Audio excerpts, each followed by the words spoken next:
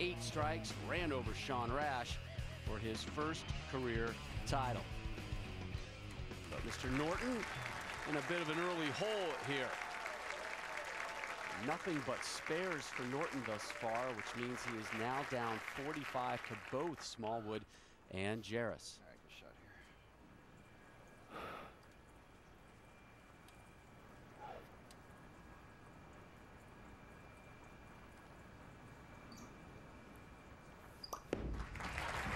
Come on.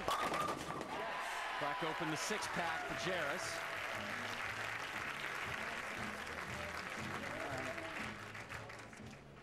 Good shot on the break. Yes, indeed. You hear Steve Jaros say, nice shot out of the break, and he is perfect through 6 frames. Scott Norton. Yeah, one of 5 first-time winners on the PBA Tour this season is Norton. Carry. There we go. Celebrate.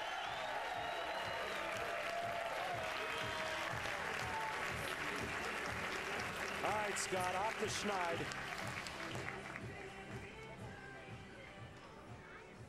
There's a little relief. A little bare pain relief right there for Scott Norton. Finally catches his first strike of this match. Remember, the low 2 scores go home. The high score out of the 3 advance. It's terrible. So Jaros steps up now, and Steve, nothing but strikes thus far. This was not intended to be a jinx by any means here, but what are you seeing out there on the lanes that's making it so easy for you thus far?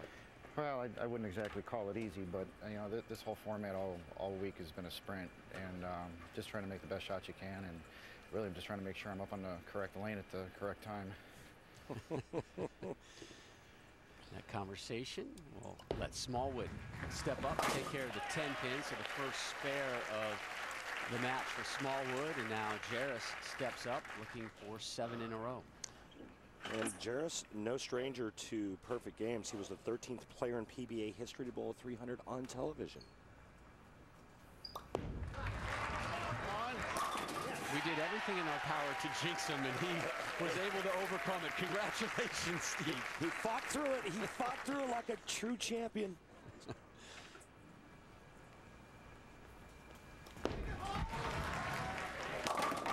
Back-to-back jacks for your lawyer, Scott Norton.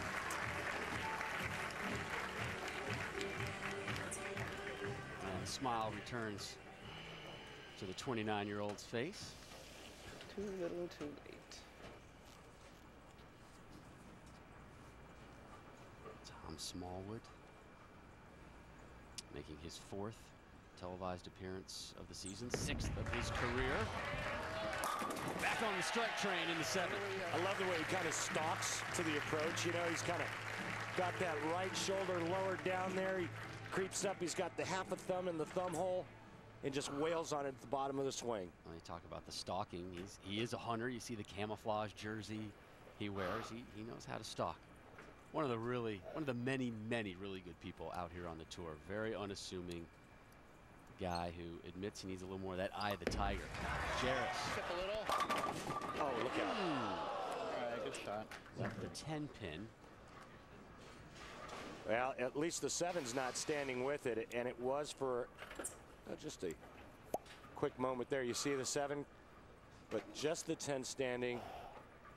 And now with a spare here, Steve Jaros and Tom-Smallwood, if they take it off the sheet, meaning they strike out, they will both shoot 279.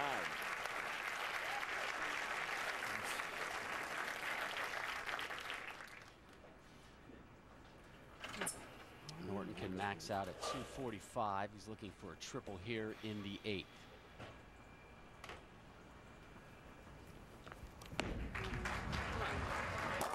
And finds that triple. Not a few frames yet. Steve Jaros is already in the 250s. Tom-Smallwood with a strike here will be in the high 240s. Smallwood needs to strike right here. And he does. But he slaps it off nicely. Just 2 frames left here in the East Regional Championship 3-man match. Winner moves on in the Dick Weber playoffs. Coming up in a matter of minutes, the South Region, Tommy Jones, Ryan Schaefer, Randy Weiss will take to the hardwood. Here is Jaros in the 9th. And again, the momentary 7-10 leave, and the 7 will drop. Just a little soft down lane reaction. The last 2 shots have left the weak 10 twice in a row. This could spell trouble coming down the foundation frame, 9th frame, and the 10th. What advice would you give him? He needs to catch it just a little bit more at the bottom of the swing to get that ball to tip just a little bit harder in the back part of the lane. Jaros takes a seat as he takes care of his 2nd straight single pin spare conversion. Again, Steve Jaros in the 250s. Tom-Smallwood is only in the 240s. So Smallwood does need to continue to strike to catch it. And there's 4 strikes in a row for Norton. Where was that about 6 frames ago?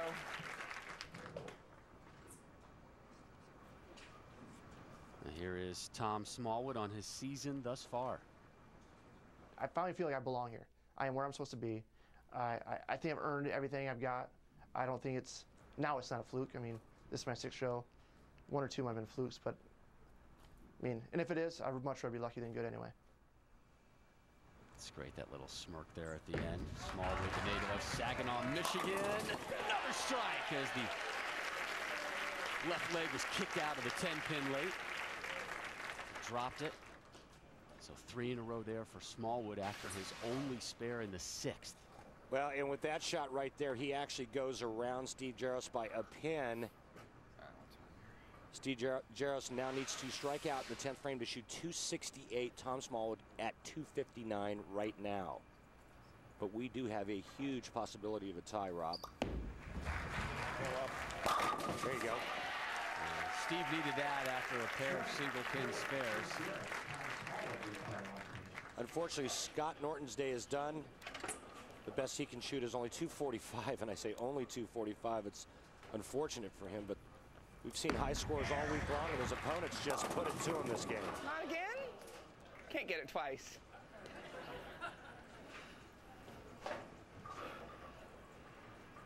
Big shot coming up right here for Steve Jaros. His 2nd effort in the 10th. Come on, ball. Oh. 10 won't fall. Wow, it looked like he got it in the oil just a pinch. The ball scooted down the lane for a nasty ringing 10. It was like 9.5. Norton takes care of the spare.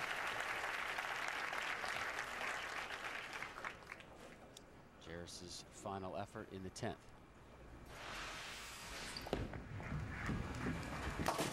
All right, that's 258 for Steve Jaros.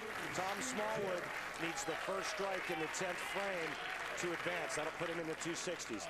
If Smallwood goes 9 spare strike, we have a tie. See, that's how it was. All right. Thanks, everyone. I got to be honest with you, Rob. I think getting rid of the low left-hander, I think the rest of the players that are left in this tournament are breathing a huge sigh of relief right now. Tom-Smallwood, that's what he needs to do to move on and become your East Region champion.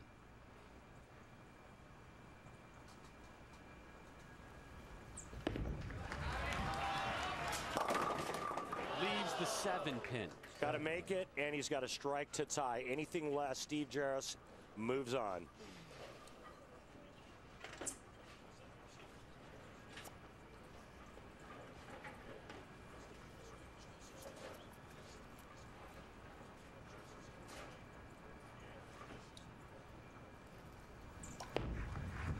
Smallwood takes care of the 7, now must strike to force a tie.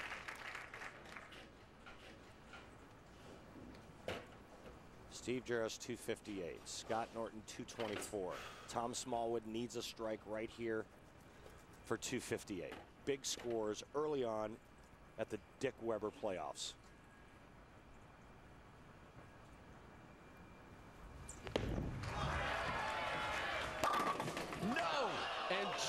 moves on. He got it in a pitch, Rob, and it went 4-pin. Tom-Smallwood hated this shot off his hand as soon as he let it go. He knew it was left. In disgust, turned away from it. Actually quite surprised that the ball even had a chance to hit the puck. It goes high and leaves the 4-pin. Unfortunately, he loses by 1. That man advances by 1.